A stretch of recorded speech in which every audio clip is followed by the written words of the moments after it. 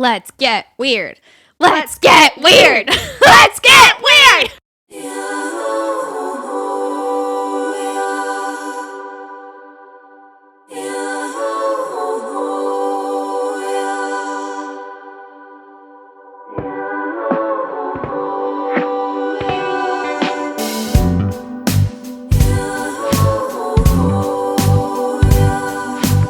Welcome to the Holy Hour. I'm Amelia Sampson. And I'm Liz Ball. I forgot we were going to say our names because Amelia and I are in just like a really weird... We were chanting a lot of things before... There's a different energy in here today. Yeah, I'll probably include the chant as the intro. Oh, hell yeah. The people have to know. There are a few chants, so... Yeah, maybe we're in a good mood because we got like 2 really exciting emails today. That's true. And we get to tell you what it is soon. Sorry, I did a little shimmy with the squeal. It's exciting stuff for the podcast too, y'all. That's super exciting stuff. Cool. Any guesses? I feel like they probably know. Yeah, I'm sure there's they do. only What else? like a few there could be different... like 3 things it could be. 3 exciting things. We're going to be on the Fit and Fresh podcast. Oh my God. It's a Fresh and Fit. Is it Fit and Fresh or fuck Fresh those and Fit? guys. They are insufferable. They really are. They're like, we can help you get women. Us, 2 ugly, insufferable dudes. Women. They fucking suck and we hate them. Why won't they have sex with us? And then they invite women onto the show that are... And then they're like, you're ugly and you ain't shit. Yeah, you're not and then special. Like, why did you invite me here? Yeah, like, what am I doing here? They just gaslight them into thinking that they're wrong about shit. Are you negging me into wanting to like be nice to you? Yeah. That's not gonna work. And that's how... Did you see that woman? What is her name? I just had a brain about fart. it. Me too. Yeah. Oh my God, hold on. I could pull it up because so many people sent me the video. Squints being one of them, which is how I know he's happy material. Oh, Brittany Renner. Nice. I was like, good man. Something. I'm Brittany Renner, and then what is it? China Doll. Oh, I didn't see that one. China Doll walked out on them. She was just like, you're whack. And she just walked out? Yeah, they were like being rude to her. Yeah, of course they were. And then she was like, she's like, you're rude to me first. And then when I like say something back, you're like, you're being mean. Then she was like, I'm out of here. That's how they are with everybody that they have on the show. They're so insufferable. They had a segment about, I did a YouTube video reacting to it. You should watch it. It's fucked up. They had like a whole segment on like women go on girls trips to cheat on men. And they talked for like 20 minutes about that subject. That's so boring. And it doesn't make any fucking sense. Well, they just like controlling women. It's boring. Yeah. If I wanted, like, why would I pretend to be interested in anything these ugly men are saying when I could pretend to be interested in sports for hot men? Yeah. You know? Right. So. Yeah. Fuck yeah. You know what I started doing when I want to like look cool to hot men? Looking at the top tweets during a football game. And being like, that is A game shit. That fucking turnover during the second quarter, man, totally game changer. How come men aren't looking up the top tweets from Joe Millionaire? Yeah. And texting them to us? They should be. I mean to you. Yeah. But if you did text them to me, Mr. Liz would be very excited too, because we have been watching Joe Millionaire. So much better than The Bachelor. Really? Yes. Clayton is so boring. Seriously, listen, Clayton, I'm sorry. This season is like eating a bunch of dry saltine crackers. It's so fucking boring. It's not interesting. No. It's also like a lot of really bad takes. I think the world is done with Mean Girls. Yeah, I think so too. The world is done giving a shit about Mean Girls. We are here for the women and men who unionize against the toxic person. That is the shit I live for. And that's real. I'm not seeing enough of that. That's what happened during Katie's season. I love that the men unionized. The simp union. Yeah, the simp Loved union. I love the simp union. Oh, God. The amount of times I've slid into that man's DMs. I love him. He's younger than me. Mr. Liz and I, whenever that would start to happen, we'd start chanting simp union. That is so funny. Simp union. That's exactly how we chant it, though. God bless them. Anyway, watch Joe Millionaire. It's a lot of fun. Okay. It's so they're having more fun. It's more interesting. The guys are like nicer. Everyone's more like realistic. Are they rich so men, far. or do we not know if they're rich men? One man is rich. One man is not rich, but honestly, he seems like he has like a pretty good job. Like, I feel like most people don't give a shit if you're rich. It's like, do you have a good job? Yeah. Are you working hard? That's so real. Do you have a reliable job? So he full-time works in construction. Okay. And then on the side, he's the CEO of his own business. And he's not the millionaire? No. But there's nothing sexier than Drive. Nothing sexier. Yeah, it's about drive. It's about power. And then the other guy is a millionaire from farming. It's like a family farm. Oh, that'll do it. You want to hear the red flag? Yeah. He is the biggest mama's boy. Uh-oh. He, in this last episode that came out, he said that by the time this episode comes out for everyone else, there will have been one more episode. But in this last one that we watched, this girl is like, so there's a rumor going around that you were spoon-fed until you were 11. And then she was like, is that true? And he was like, yeah. How did that rumor get out? I don't know. Like, he was spoon-fed until he was 11. And the fact he admitted it, and he was like, yeah, I'd just be like lazy, and like my mom would like feed me after school. Yeah. Does he seem like the type that would expect his wife to be a second mom? Like, does he have that energy? Yes. No. They have to know that he's the rich one. Right. Like, come on. And the amount he talks about his mom, he's like, my mom would dress me and blah, blah, blah. And then Mr. Liz was like, fuck no. Like, so many red flags. Like, I don't know. Mama's boys are some of the most misogynistic people out there. And not to say he's a misogynist, but he is there's this level of immaturity. Like, not like the immaturity of like, yeah, let's like fuck some bitches. It's just like childlike immaturity. Like emotional. Like, he's emotionally immature. Yes. Heard. He seems sweet enough. There's a fine line between like being close to your mom and being a mama's boy. I love dudes that are close to their moms. Like, men that like respect their moms and like just like think the world of their moms. I love that. And then there's like a very small shift that it gets toxic. Yeah. I don't know where that line is, but it exists, and I think everybody knows it. I want to see relationships with people's parents that are similar to mine, where they're like, I respect my parents, but also sometimes I don't. Fair enough. I love them and I respect them, and sometimes they're wrong. That's a healthy. And I'm not going to tell them any secrets, and they can't listen to my podcast. Anyways, back to Fit and Fresh. Fresh and Fit. It's a stupid fucking name for a podcast, first of all. Also, like, it's not about working out. What's it about? They're not fresh at all. None of the takes are fresh. They're, in fact, from the 40s. Some of the comments we get on TikTok from people are like, so does every woman with a microphone think that they should start a podcast? Also, most of the time we're like, the things that they're commenting on, we're just like laughing at. We're like, oh my God, destroyed Dick December. What? Yes. That's wild. That's a wild concept. How funny. And then they're like, they get so mad. They're like, no, destroyed Dick December is my thing. I'm like, okay, chill out. It's going to be okay. Let's take a deep breath together. And then now we're going to read a listener email.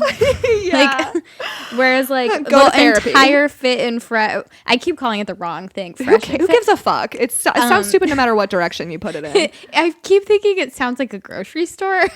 Oh my God, you're so right. It's like a Fresh and Shop. Yeah. Anyways, it's like a GNC. Their entire thing is just like being absolutely awful. And generalizing women. I think it would be different if the Fresh and Fit fuckers would just like, if they were self-aware, it would make it into a comedy podcast because that would be fucking hilarious. Then it would be a bit. But it's scary because they're not joking. Not doing a bit. No, they're not. They're surely not doing a bit. I haven't the only things I have seen from that have been against my will. Real. They got taken off of TikTok. They got removed from TikTok. It's the first good thing that TikTok's done. Anyway. They're insufferable. Anywho, that felt good. That was like therapy It for did. me. I lost my voice from pretending to be a roid rager. I wish they would lose theirs. Yeah. Girl, they're not on T. They'd be way fresher and fitter. Oh. They were at least taking testosterone supplements. For sure. No, I mean, I wish they would lose their voice. Oh, then they would be yeah. quiet. Okay, I see what you're saying. Yeah. All right. We have some tea today. We have a stacked schedule. We have a spicy schedule. We I do. think it's gonna be a little emotional today. Oh. Yeah, you're right. I just Yeah. looked at the first thing on your list and I was like, oh, Yeah. yep, nope, you're right. And I'm ready to roid out. I'm gonna roid out this entire episode. I'm gonna need because that. I'm an alpha. It's about drive. It's about power. That should be our new theme song. So I'm gonna take a big drink for this one. all right, I'm gonna tee up this convo we're having. If you're not on West Elm Caleb TikTok yet, here's the tea, girl. In the most basic of terms, a bunch of women that live in New York figured out that they're all dating the same white man with a mustache that works at West Elm named Caleb. And he's got his beanie just rolled all the way up. Yep, he's one of those. Yeah. But they all figured out through TikTok that they are all dating this man, and they all thought that they were the only person dating this man. There's no issue. Well, because he told them that. Right. There's no issue if he was like, oh, I'm dating a lot of people. But that's not the case. Like, they all No. thought that they were like, he was like, I deleted the apps when we met. And da-da-da. He was love bombing hardcore. Some people are like, this is going too far. And I'm like, it's not. Someone took out a billboard. Someone what? Took out a billboard. Did you see that? Really? That's a bit much. Like, don't dox I don't know the if it's man. real. I saw. Yeah. No, don't dox the man. But like the point being is like this isn't uncommon. I saw someone I was looking up the hashtag or like just it was trending on Twitter. So on Friday. So I was looking at it just because I was like, oh, thank God people are finally on West Elm TikTok because I've been there for a couple days. And I was like, okay, I need to talk to someone about this. So I wanted to see what the internet was saying. And people are like, you don't have to like that this is how dating is, but like, people are like so mad at this guy. And I'm like, it's not just because it's a reality of dating doesn't mean like people aren't allowed to be mad because that's fucking insane that like, this is like, women are just like, oh, yep. And then he love bombed me. And then he like, blah, he just did all this shit. Yeah. Big shock. And then we just like are quietly like whispering about it. Like, no, Mm-hmm. if you don't want to get caught with your bad behavior, don't do it. Mm-hmm. You should always expect that you're going to get exposed on social in some capacity. 100%. Well, because this is literally identical to what the Charles Manson guy did. Yep. He love bombed a bunch of people. And was like, I don't talk to anybody the way that I talk to you. Yeah. Anyway, he his like baby's about to be born. And like we said then, and we'll say now, there's nothing wrong with like dating a bunch of people. No, not at all. Just- I was dating like 10 guys at once, but all of them knew. Why lie about it? Right, That's the that's the weird thing. part. Yeah. That's so weird. It's a power thing, I think. Like to try and like make sure they're not talking to anybody else. Yeah. I think women are too smart to be in a cult these days. Mm-hmm. You know, Mm-hmm. the power of white male charisma Mm-hmm. does not hold up anymore. You would hope. Not against the terms gaslighting and misogyny and manipulation. We just know all of these buzzwords now. Yes. And we'll throw them in your face whenever we feel like it. Amen. Which I can't say that I agree with that, but it's also how we won't end up in a cult. Whatever it takes, honestly. Whatever it takes. Anyways, West Elm TikTok. He works at West Elm Caleb. He works at West Elm as like a furniture designer apparently, but he had to shut down all of his social and like his LinkedIn. He apparently his has personal website. He has a burner account now that's Caleb sucks or like I hate Caleb or something stupid like that. Yeah. So he can like sleuth. Whatever. Yeah. So he just ended up being kind of exposed through multiple women in their early and mid 20s in Brooklyn. Yeah. Because they're like, wait. And he was like making the same exact playlist for girls and like naming them something. But the dumbass didn't make them private. Yeah. Like, if you're gonna like cheat or not cheat even well. cheat. Yeah, if you're gonna be suspicious, yeah, be more. You're more not practiced. even good at it. I think like, maybe part of him wanted to get caught. Honestly, like it's just like this is so basic. But I guess it makes sense. Like his dumbass can't keep up with all of it. Because, like, no matter what, if you're being shitty, you're going to get caught.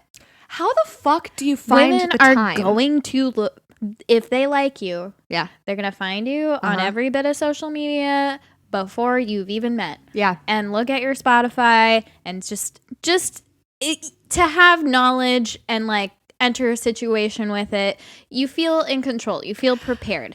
It's not malicious. It's just, like, a safety precaution almost. It's like, okay, we have some common ground here. That's the thing. Men are like, oh my God, that's so crazy. And it's like, no, like, it's all public. It's all there. You just have to know if you how don't to look want for people it. to see it, then don't have it. Right. And like past experiences like made us this way. And like West Elm Caleb is a perfect example because like if people didn't start talking about this, nobody would know. And he would just be dating probably 75% of New York at this point instead of 50%. Wild. So Liz texted me, what was it, 3 mornings ago? Friday morning. I woke up to this. And because like I said, I was on West Elm TikTok or West Elm Caleb TikTok a few days prior. And then I made sure I went through the hashtag and liked all of the all of the videos because I wanted more. I wanted more West Elm Caleb content. And thank God. And because I got served a TikTok that was like, women of Seattle, we like, is there a West Elm Caleb here? We need to like communicate with each other. And then I was like, huh. And then I like opened the comments, started scrolling. Pretty close to the top is a man we have talked about. And this is where I'm going to let Amelia take it away. Yeah. So it was like 8:30 in the morning I woke up. My alarm hadn't even gone off yet. But when I see a text from Liz that early, if I see a text from Liz that early, I'm like, something's popping off. So she texts me and she's like, Amelia, you have to open TikTok right now and look at the video I just tagged you in. And so I opened it and much to my surprise, Music Man was comment numero uno, the most liked comment. He moved up to number 1. Mm-hmm. Oh, shit. Mm-hmm. Oh, shit. When I looked, it had like 110 likes on it. Damn. Yeah. And apparently he like, this girl was like, yeah, like I dated, like stay away from him. He like made me a playlist just like West Elm Caleb. So that was like a parallel, but not really the issue. He made me a playlist and like I looked on his Spotify and he had made like a bunch for different girls. Within the hour. Yeah. And all of these comments were like, oh my God, my friend just dated him. Oh my God, I dated him back in 2016. And I'm going through these fully fucking spiraling. I haven't seen him in like 6 months. So I can't even begin to imagine how I must have felt if I was still actively dating him. But so him and I had been having this text conversation that was like over like 2 weeks where we would take like 72 hours between texts to like respond to each other. So it was like the same really kind of boring conversation going on for a really long time. As I'm reading these comments, I get a text from him. Like when you told me that, I was just like, of course. I was like, he had to know. His music senses were tingling. I'm sure he got a screenshot and saw I tagged you. Oh, he absolutely did because his friend commented and was like, oh my God, this is a friend of mine. I was like, there's no way that he doesn't know. If I saw my friend get tagged, like get mentioned in something, I would message them immediately. Like, uh-oh, something's happening. So he messages me. He's like, how's the hinge life? Haha. And I was like, oh, interesting timing. And so I just kind of gave some like generic answer. And because I had things to figure out. And so I was like, how's it going for you? And he was like, oh, actually, I just started dating somebody from college. We just reconnected and like we've been seeing each other for a little bit now. And I was like, the only way it worked is because she's not on TikTok. I was like, exclusively? Because it's been a while since I talked about Music Man. Might I just remind you, the last conversation that we had was me being like, I am in love with you. And him being like, I don't think I could ever see myself in a relationship ever again. I never want to be monogamous ever again. Like, if I get married, I want to live in a different apartment than my wife, all this shit. He is in an exclusive relationship now. So I was seeing. For those of you wondering, red. He is a Sagittarius. And, you know, I know there's people listening who are like, oh, girl, yes, I can see it. I can tell. Like, he's a fucking Sagittarius to his core. I am a victim of a Sagittarius. Oh my God. But I'm a Libra, so I ghosted him. Anyways, continue. I love that My energy. Gemini princess. How does a Gemini react with a Sagittarius? Exactly how I have. A Sagittarius is your exact opposite. Oh, so great. that's your sister sign. And Sagittarius is so independent. Like, your sister sign is supposed to kind of like balance you a little bit. So like Libra and Aries men are obsessed with me, if I'm being honest. Ooh. And I have a little like phase 2 where I'm like, oh, they're so fun and I love them, and then like I spend too much time with them and I'm like, God, I fucking hate you, you're like a child, please leave me alone. So it doesn't work for me, but there are like a lot of Libra Aries combinations where it works out great. But okay. It's supposed to kind of like balance you out. You're two sides of the same coin. You know what's interesting is like the Gemini is the twin. There's just like too many. Well, so like cooks in the kitchen. There's just like this theory that Sagittarius are so independent that like Gemini had to become their own partner. So hence the twins. Sagittariuses are insufferable. It's fine. Look at us now, Music Man. Unless they're women. Sagittarius women are so fun. Oh my God. So I texted Liz, seeing red at this point. I really went through like the stages of grief in like a very short amount of time, because I went from being like angry to like very, very sad to like bargaining to acceptance, like rapid fire. But I texted Liz and I was like, I'm really sad. Why am I so sad? I haven't seen this man in so long. But like there was something that like really I haven't, up until him, I hadn't met anybody that I felt like that about. And I was pissed at myself for allowing myself to feel that way. So it was like, that was where the anger came from, because he gave me no reason to feel like that. He really didn't. Does anyone give you a reason to feel like that? No. I feel like it's just like a chemical thing, an instinct. There was something that like on our first date that I was like, this just works. You know what I mean? And I hadn't felt like, first dates always fucking suck. But like going on a first date with him, I was like, this feels good. And I texted you. I was like, I like him. This is not good. I remember that stayed that way. And I liked him more and more and more. I respect him, and I don't want to. I don't think he's earned it, but I do. And so I texted Liz and I was like, I want to say something that makes me the bigger person, but like I want to be snarky. What do I say? And she was like, bring up West Elm Caleb TikTok. And I was like, girl, okay. And it was the best, because I was too emotional to think of what to say. And so I texted him back and I was like, I said something that was like saccharine. I was like, well, you set the bar for how I feel like I should feel about someone, and like I'm really happy for you. She must be really great to be able to lock you down. Also, good to hear that you swerved being the West Elm Caleb of Seattle. I assume somebody's told you about that, and they had. And so he was like asking me for clarification, and he was like focusing on the wrong parts of it. He's like, I didn't make playlists for everyone. I was like, bitch, that's not the fucking problem. I have a question. Do we think he's lying about a girlfriend? Yes. I was thinking that, and let me tell you to try and save face.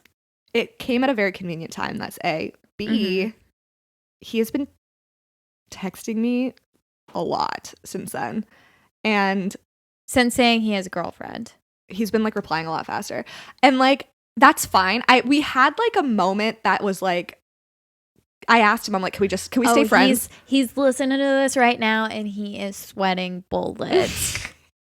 Guaranteed. This is the thing about Music Man. Because I was in the comments, like some girl commented and she's like, gorgeous girls don't tag his friends. And I'm like, fuck you, I'm not doing that. I don't like him. Yeah. And I was like, he's like a perfectly like likable person. But I said it on the podcast then, and I'm going to repeat it now. I don't get it. I know. Like, yeah, like he's nice, yeah, but you're hot. Thank you. He's politely in the middle. I just like he would just, there is something. I was digmatized, completely digmatized, because that was when I like Been really there, yeah. I know the sex was unreasonably good. Like he would like throw me against he would like put me on his kitchen table and just start like a lot of me in the kitchen. Can be good at sex. I know, but there was like a chemistry thing. I just want to fuck him all the time. It's like insatiable. I would leave and I'd be like, I want to turn around and do that again. You know what I mean? But here's the thing, that fizzles out. That's true. But like It was just the novelty of it, I think. I just loved being around him. But here's the thing about Music Man that makes this a little bit complicated. He never led me on to feel like I was the only one. You know what I mean? Like, he was always very respectful and very open and very clear about like, I'm not just dating you. And like, we had a lot of conversations about that. So in that way, he's different from West Elm Caleb, but he clearly hurt multiple people. So like, and we did see a comment that said that he had a girlfriend he was living with and was cheating on her. That was interesting. Oh, I never told you. He messaged me and he was like, I don't recognize any of those names of the people that are commenting. I'm like, convenient. Which and he was like, yeah, I mean, like, I made a playlist for like a couple of people, but like a lot of them were like friends of mine. And like, I'm like, you're focusing on like the wrong piece of this. I wonder if there's more than one. There might be, because somebody commented like, I don't think he works there anymore. Yeah. Whoa, this is like a conglomerate of Music Man. Music men. Music men. Wow. Anyway, so that's the death of Music Man, emotionally. The death of music and the man. I texted Liz when we first like figured this out, and I was like, I can't wait to rant about this on Monday. But I'm glad that we didn't record that day, because I was like very, very sad, and I feel like I would have said shit that I didn't agree with today. It's good that you recognize that, but I still feel the same way in that I would like to say I don't fucking understand why like multiple, right? So now two guys have come to you that you have like dated who have been like, hey, how are you? I have a girlfriend. Like, yeah. I'm like, okay, cool. Why? And that hurts. Why? And then like to continue like talking to you, it's fucking weird to me. Like, never once have I like started dating someone and then been like, oh, you know who I'm going to tell that I'm dating someone I used to date. Like, for what? Like, fucking why? It doesn't make any sense to me. It's weird. It's disrespectful. And if you don't recognize that it's disrespectful, what the fuck is wrong with you? That's why also I think these men are lying, because it's like, what's your goal here? Right. Like, what is your goal? Like, what is the point of telling you? Yeah. Like, sincerely. Yeah. I would like to know, like, because if we weren't like actively seeing each other, like me and Music Man hadn't seen each other in actually 6 months. It's like, I didn't need that information. He asked you about Hinge purposefully because he knew you were gonna like politely ask the same thing back. Yeah. And then he could insert like, oh, well, I'm dating someone now, so you know he's not the bad guy by telling you, right? Like, like if I knew Mr. Liz was like hitting up people he used to sleep with or date and was like, oh, how are you? Like having a conversation and being like, you're so amazing. Anyways, I have a girlfriend now. I'd be like, why? What are you? I'd be like, what are you gaining from this conversation? Yeah. But No, actually, I would be really uncomfortable. Even like with the point in me and Squint's relationship right now, not even being like anything like official, whatever that means. Like, if I knew that he was like texting girls being like, oh my God, like I had so much fun with you. Like, how are you doing? Like, oh my God, I miss you. It's been so long. Anyway, are you dating anyone right now? Because I am. That's like, so why weird. are you trying to make them jealous? And like, that's...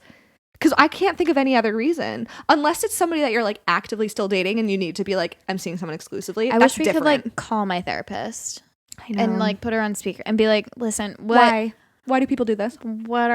What's the thought? What's the thought process? But really, it is different between like somebody that you're actively dating. That's common courtesy to be like, yes, yeah, I'm dating someone now. But then somebody that you aren't seeing anymore, and you're just like having a conversation with, you just like slip into convo. You haven't seen Music Man in 6 months. And then the other guy, Moscow, like he was gung-ho flirting with you hardcore and then started being weird. And then didn't like tell you when he should have, like, hey, I agreed to see someone exclusively. I don't know. Yeah. Neither, if either of you are listening, neither of you are slick or handled this well.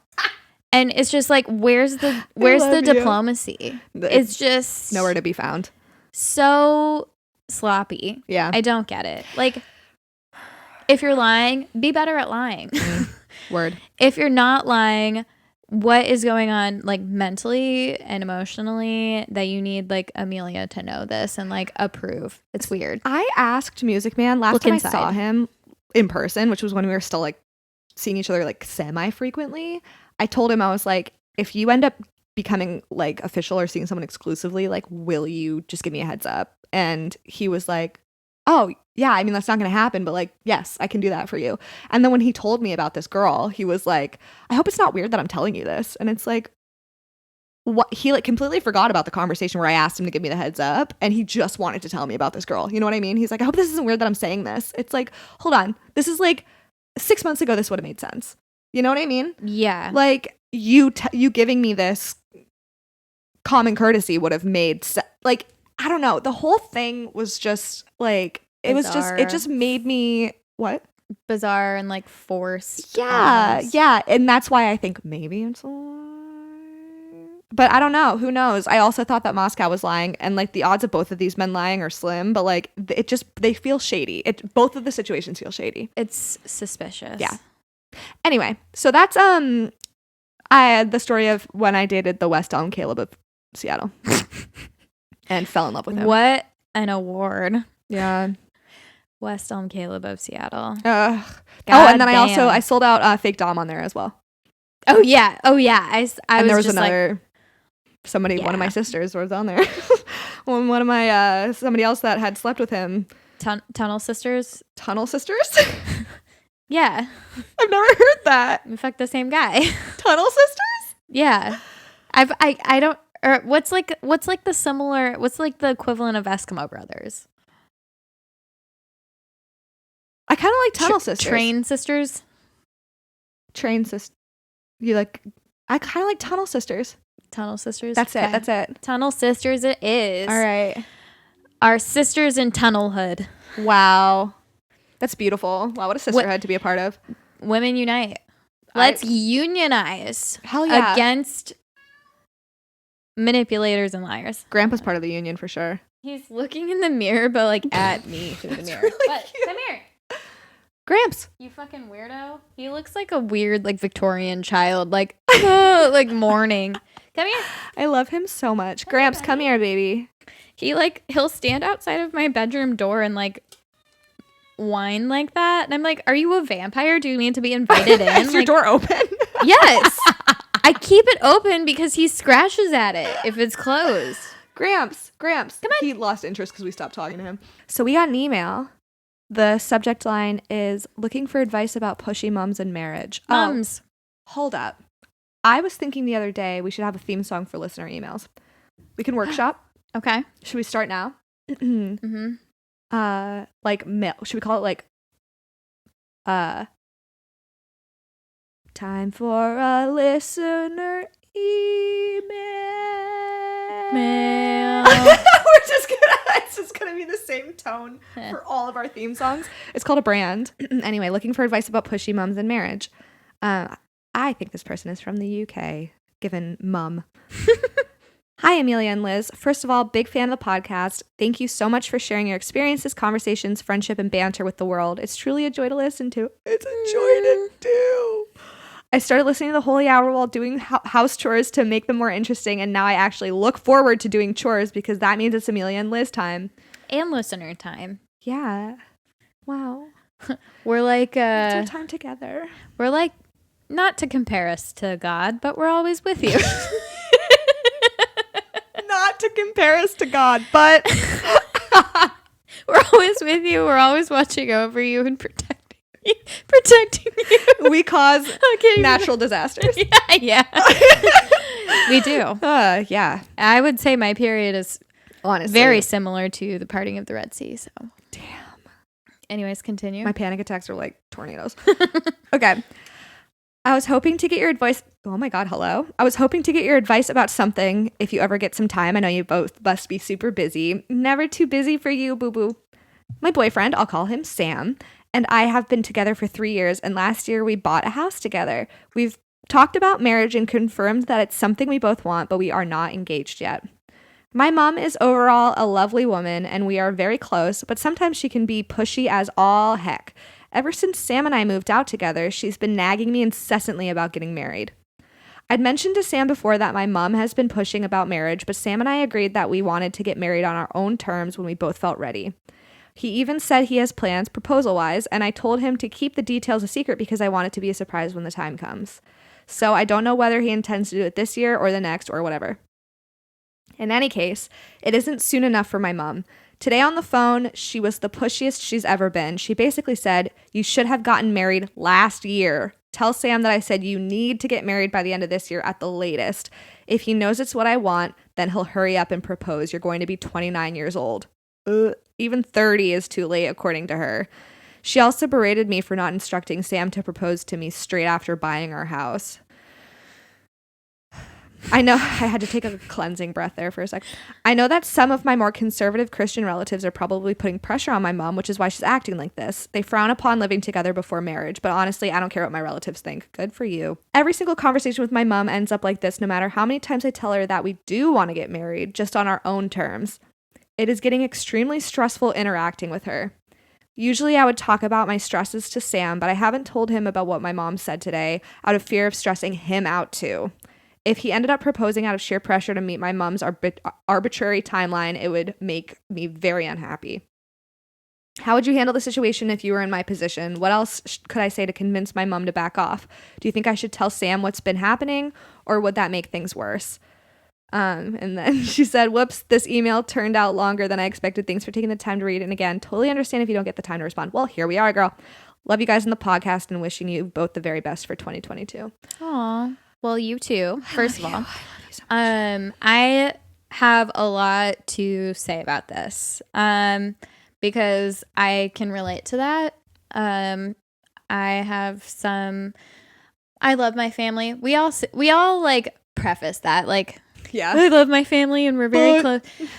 We know, but that doesn't like absolve them from having the deep roots of being judgy Catholics of like, oh, they're living together and they're not engaged at least. What? But these ideas are carried over to our parents through generations of like, okay, these are the steps you have to take.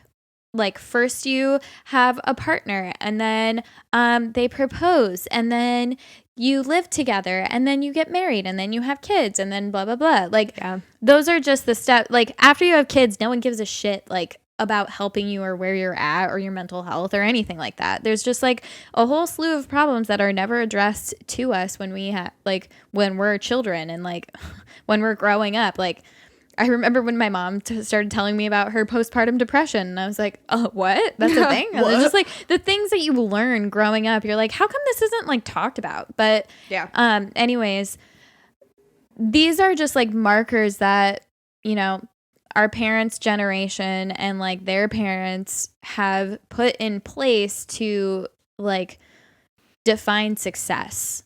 And I talked to my mom, or not my mom.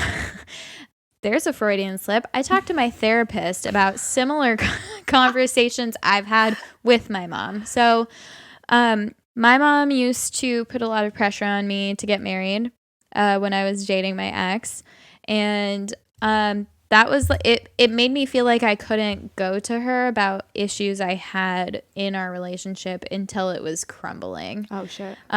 So. And also his parents put a lot of pressure on us to get married. And like when you're rushing something, it's not right. So I think like you're in a really good place with your partner. You both have already agreed that you're going to take your time. You have a house together. Like that says plenty. That says enough on its own. That is a serious commitment. Yeah. That's like more of a commitment like legally and financially than getting married. Mm-hmm. So, all that considered, like what is marriage going to mean? Like, what does that even mean to your mom? You're already essentially married, more or less. Yeah. Like, right. You already have a huge commitment together by owning a house together. That's a big deal. And living together is a huge step. Like, and it doesn't seem like you're not treating it with the importance it deserves. Like, it seems like you acknowledge it's important. You've already discussed marriage with your partner and you're going to wait until that's the right time for you. And also, like, if your mom wants you to have a big wedding. That's expensive. Yeah, like, do you want to pay more? There's just like a lot of like logistics that are going into those things. But after like my mom saw my relationship crumble and how hard it was for me, she ultimately wants me to be happy. So she stopped putting pressure on me about, you know, finding a partner and getting married and like having kids. She stopped doing that because she just wants me to be happy. And sometimes your parents need to check themselves. And after that, though, like the second I moved out here, she was like, now you need to start saving for a house. And I was like, why? First of all, I cannot even afford to save for a house. Second of all, I don't even know if I'm going to stay here. Why would I buy a house?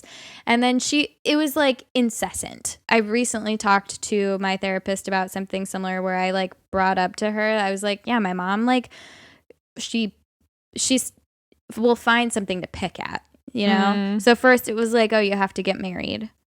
And then it was like, now you need to save for a house and buy a house. And then it's because your parents think that this is like a marker of success and like that's going to define your happiness because that's what they were taught to believe. And you need to ask your mom, why do you want this so badly?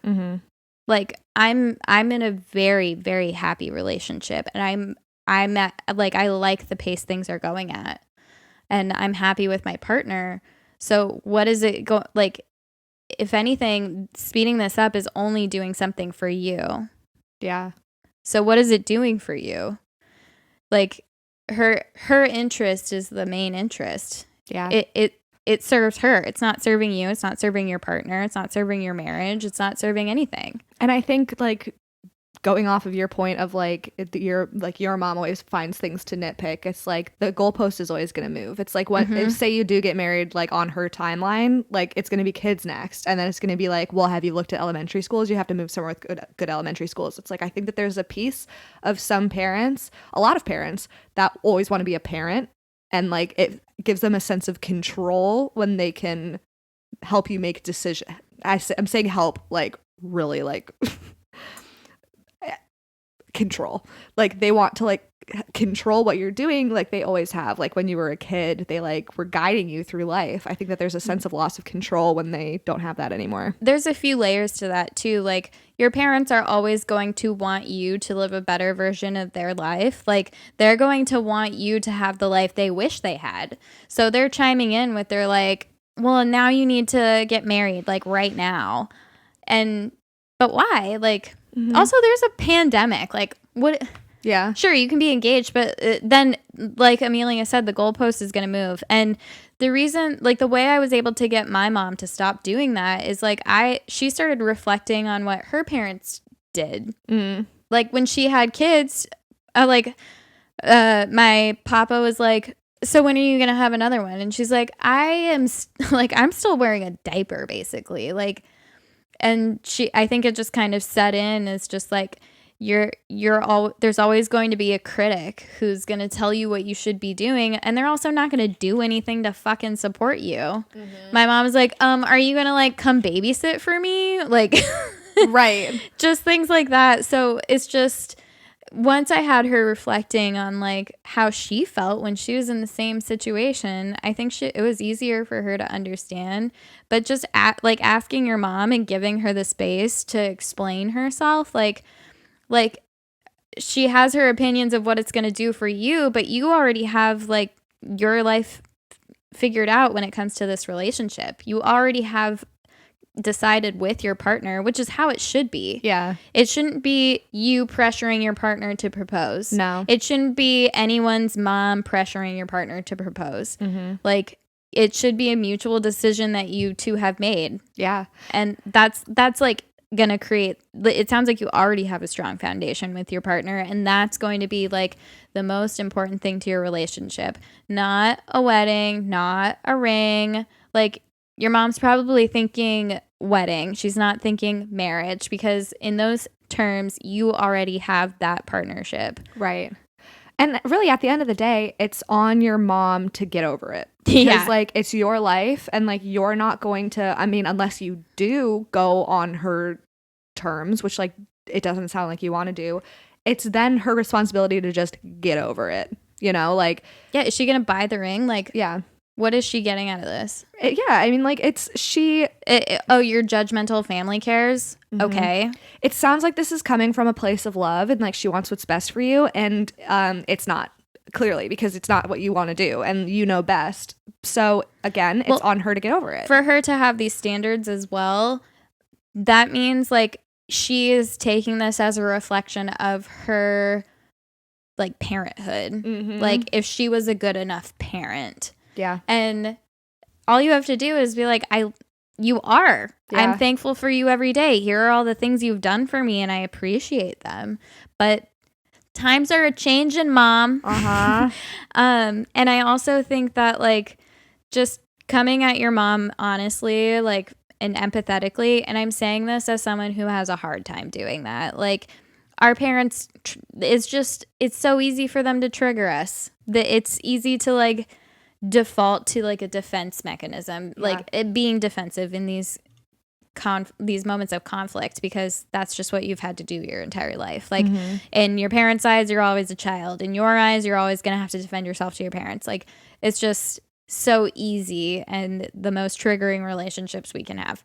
But that being said, like remind yourself to be empathetic and like listen, and remind her that you are an adult and you're responsible for yourself. Like I remind my mom like what she was doing at my age, and it kind of levels the playing field a little bit, because she's like, yeah, when I was 30, I was doing this and that. Like, yeah, I don't need to tell you what to do, but as a parent, they're always going to want to. Yeah.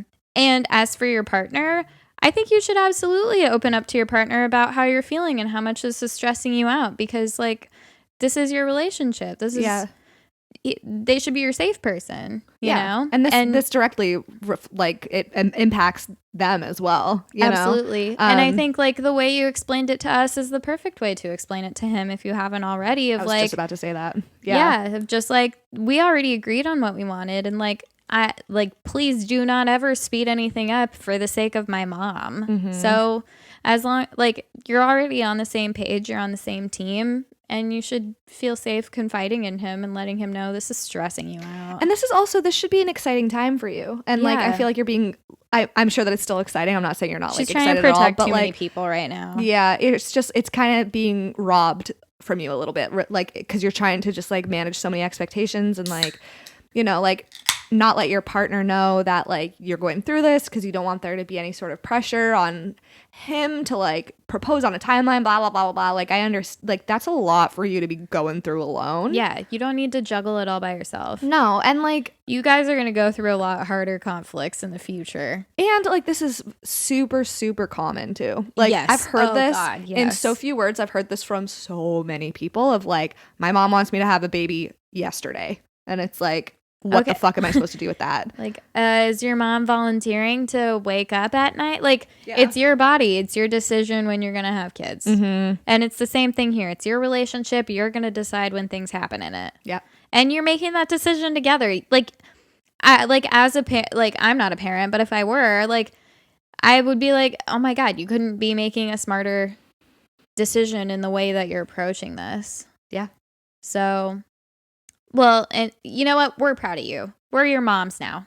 Yeah. Yeah. Your mom can still be your mom, but we're your surrogate. We're your honorary moms. Yeah, we're your honorary moms. Yes. And we say you can do whatever feels best for you, babe. Take your time, sweetie. Take your time, honey bun. But seriously, thank you for opening up about this, because like this is I'm sure something that a lot of people that listen are up against, because this is like, especially with this, I feel like there's such a generational shift that's happening right now. Anyway. I think it's time for a sex fact of the week. We have not been hitting it. Tiny little update. I was having sex with Squints last night. Hey! And it was actually very funny. He we were in missionary and he started pushing down here and we had kind of a connection of being like, because like I realized he listened and he was like, I've been listening. We forgot to try that.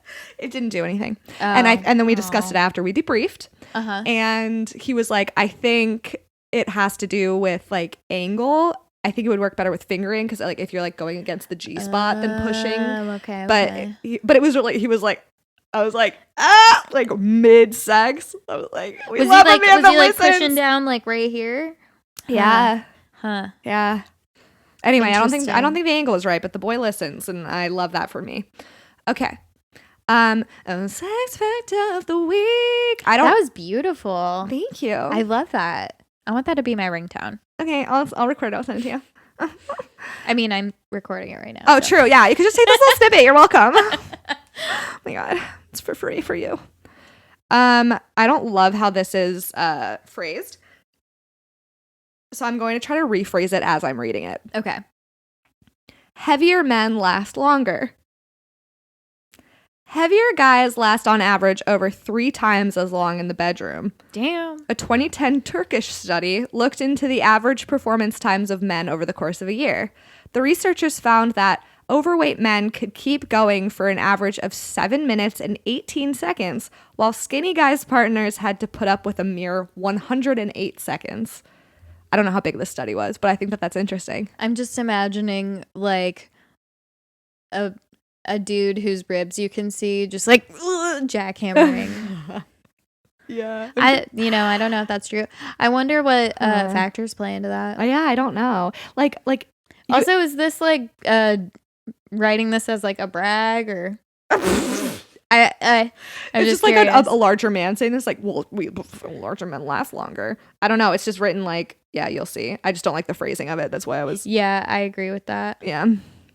This is from Soten Live. Yeah, it's where I've been getting most of our sex facts the past few. We have burned through every sex fact website.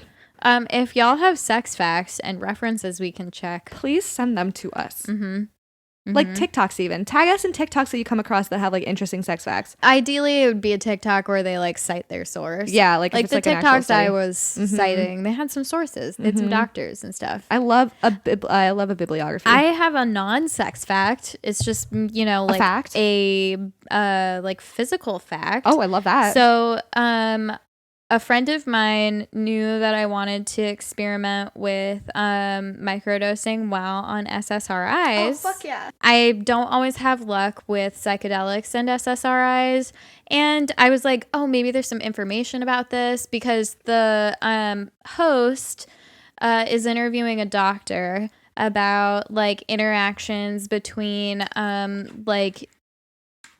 drugs that help with our mental illnesses, like managing our mental illnesses, and a variety of like psychoactive drugs and psychedelics. So he covers everything from like acid to psilocybin to MDMA, ketamine, and ayahuasca. Those are like the main ones that they talk about. And it was just so interesting. So there's like a variety of like SSRIs, SNRIs, there's other ones too that I don't really know. YMCA. Yeah, YMCA. NFTs. PIMP. I'm just like naming. No. So I finally like got around to listening to it last night, and basically what he says is like most of us are on SSRIs, and psilocybin and like has no like drug interaction. Like love that. Like a lot of, if you just search it online, there's not a lot of things that you can like research essentially because we live in kind of just like a police state of like very against drugs and experimental drugs. What were they calling it? We live in a prohibition world. So they're not like, there aren't a lot of like accessible studies for us, but he was saying, yeah, there's not a lot of, there's no, like, you can't have serotonin syndrome. That's like the biggest thing you'll see online, which is like, be careful of getting serotonin syndrome. But there's essentially no like risk of that. Yeah. There's no risk of serotonin syndrome or overdosing on serotonin.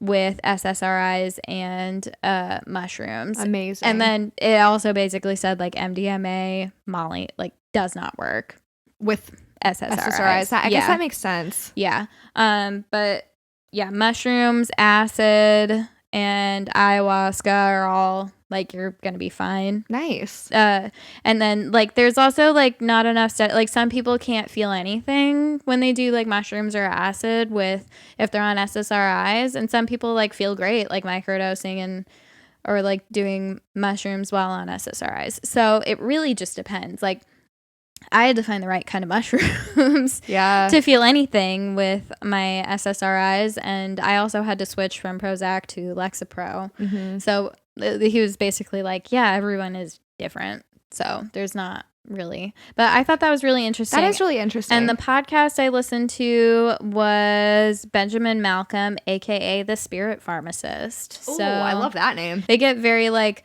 complex with it. But the episode is Antidepressants and Psychedelics, Comparisons, Contrasts, and Combinations. I also want to take this moment to say that amphetamines were like fentanyl was the #1 killer of young people in 2021. So it's such a huge problem right now. Yeah. So like drugs are just being laced with fentanyl, and just if you like participate in doing any drugs, please be very, very careful. Don't take Molly, please. Or cocaine. Coke. Cocaine is especially bad right now. Yeah. And it's like lethally, like I think like 3 times of like the lethal dose of like fentanyl is found in like cocaine or has been. So it's just like really scary. Killed Demi Lovato. I'm pretty sure that's exactly how Mac Miller died, was cocaine that was laced with fentanyl. It's scary. It's really, really, it's cheap for these drug dealers to cut these drugs with fentanyl, and so they do. And it's really scary, and you don't know until you know, and then it's too late. Yeah. And it's like, so, isn't it pretty immediate? Just I don't know. Yeah. Please don't. I'm already a cocaine hater, and like I also don't like Molly. I have too much anxiety for cocaine. Please just do mushrooms. Please. We're begging you. If you're gonna do something, do mushrooms.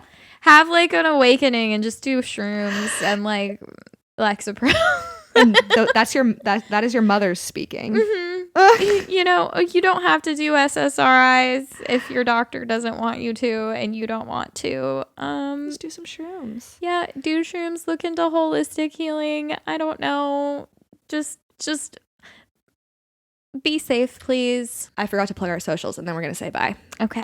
At The Holy Hour, TikTok, Twitter, Instagram. We're still not posting on TikTok because I tried again. We're still shadow banned. Holy Hour Podcast at gmail.com for your some spicy stories. We love reading them. I cry multiple times a week. We do. We do be crying over here. We do be crying in a good way. That's it. Did I say everything? I did. Yeah. Okay. And you know what? I'm going to take this moment to allude to a future episode. We are going to do Truth or Drink. I'm so fucking excited. I'm so excited. We should do it pretty soon. We're going to do this on a weekend because I'm assuming we're going to get fucked up because there's like a lot of shit that I won't answer. Yeah, we're going to get weird. I'm really excited. That'll be fun. Yeah. And we'll film it. So subscribe to us on Patreon. Join the Discord. That's free if you just want to like chit chat. Yeah. We have the best people on our Discord. Oh my god, the movie nights that y'all have, it's so fucking cute. It's just like, what an amazing environment. We see everything that y'all say on I there. feel like I want to join, but I feel like a cop. Like, I know. What are you doing? I know. You're like, hey kids. Hello, fellow children. Oh, Dad's here. Yeah, I don't want to rain on the hide fun. the beer. But anyway, join our Discord. Everyone's really, really nice, and that about covers it. Wow, we have a lot of shit to plug. A bunch of socials, an email, a Discord, and a Patreon. We've made it, kids. We have. Okay. Love you. We love you, our children. The cats both reacted. Hate that. Hate that.